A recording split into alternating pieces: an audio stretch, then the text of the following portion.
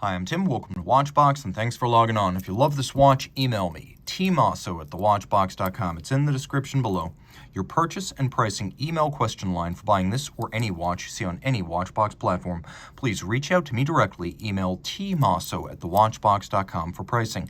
Today, we are discussing the 2017 to present version of the long-running titanium Grand Seiko spring drive diver. This is the Grand Seiko SBGA231. It succeeds the 031, as in 2017 the dial changed, now with Grand Seiko at 12 o'clock rather than Seiko. Otherwise, it is the same watch. 44.2 millimeters in diameter in what is effectively the equivalent of grade 5 titanium. They call it high-intensity titanium.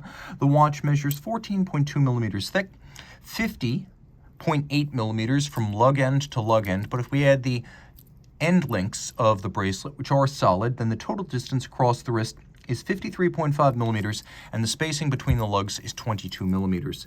My wrist is 16 centimeters in circumference, and this watch, being mostly sapphire and titanium, is quite light. Now, it is broad across the wrist, so I'm going to say don't wear it on a wrist smaller than 15 centimeters, just so it doesn't loom over the edge of your wrist. But here, there's absolutely no problem wearing this watch. It's not thick for what it is, and you can see the further you get from my arm, the better it looks proportionally speaking. There's nothing wrong with a 16 centimeter circumference or a 15 centimeter circumference wrist wearing this watch. It's just not as big as it looks when I get super close and exaggerate its proportions, its relative proportions. Taking a look at the strap and the bracelet, you can see that the watch is designed to interchange between the two, which is why you have a little hole in each lug for a strap tool. Silicone straps are generally provided by Grand Seiko for use on these watches. But this one has the bracelet fitted, and you can see that it's a combination of polish and satination. It's a 3 primary link design with polished intermediates. Removable links are fixed by pins and sleeves, so you'll need a block and punch if you want to size this at home. And this is something that Grand Seiko commonly does. They use pins and sleeves on titanium, they say, to prevent the pins from backing out. They say screws will back out on titanium. We have 4 divots inside the clasp. You can use your strap tool to adjust the anchoring point right there. So you can adjust by removing the links, which can be a little bit difficult, and restationing the bracelet, which is easy.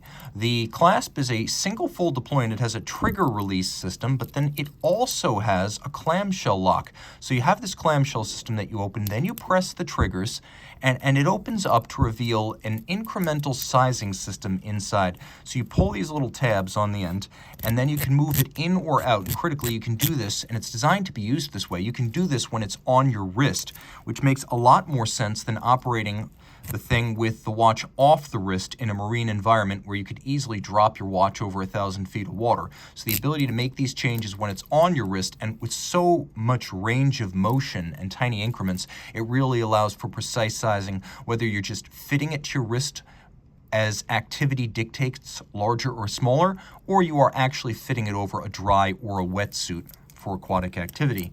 So usable for sizing as well as for diving. We have a Zaratsu polished case. This is the tin plate manual polishing method that Grand Seiko uses to create optically smooth mirrored shines on its case.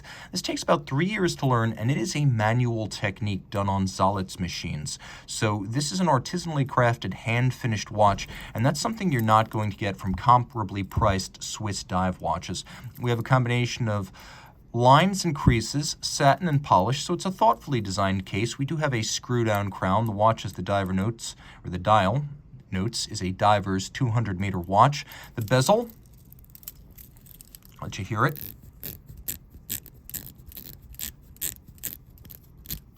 It has a nice mix between refinement and sharpness, so it's got a nice gliding quality to it, but it still has a nice pronounced detent that you can hear and feel. It's covered with ADLC, so diamond-like carbons, is a very scratch-resistant material, but one which ultimately can't crack or fracture like ceramic can. Let's do a Lume Shot here. And you can see the watch is quite well loomed, including the lollipop counterweight to the seconds hand. We have an unusual application of a cathedral hour hand on a dive watch here, and then a broad arrow minute hand. All of the indices are applied rather than printed, a nice upscale feature. And you can see that the Grand Seiko logo is also applied. We have a power reserve indicator. The watch has a 72-hour power reserve. And note how smoothly the seconds hand sweeps. There are no stops, no staggers. This is not a Swiss lever escapement. This is spring drive, so it is a perfectly smooth sweep. The watch has hacking seconds and a quickset date, spring drive caliber 9R65, accurate plus or minus 15 seconds a month. The timepiece features 30 jewels and a hybrid of mechanical and quartz watchmaking. So what happens is the quartz regulator is ultimately the timing organ, but the watch has a spring in the main barrel, the mainspring barrel, and that provides all of the energy. There are no motors, there are no capacitors, there are no batteries. It is spring-driven, and the three hands at center are mechanically geared to the mainspring barrel. A unidirectional governing wheel turns, creates an induced electrical current that wakes up that quartz oscillator, which then uses a magnetic braking force to slow down or speed up that governing wheel, which in turn meters the flow of energy through the mechanical drivetrain and then into the hands at center.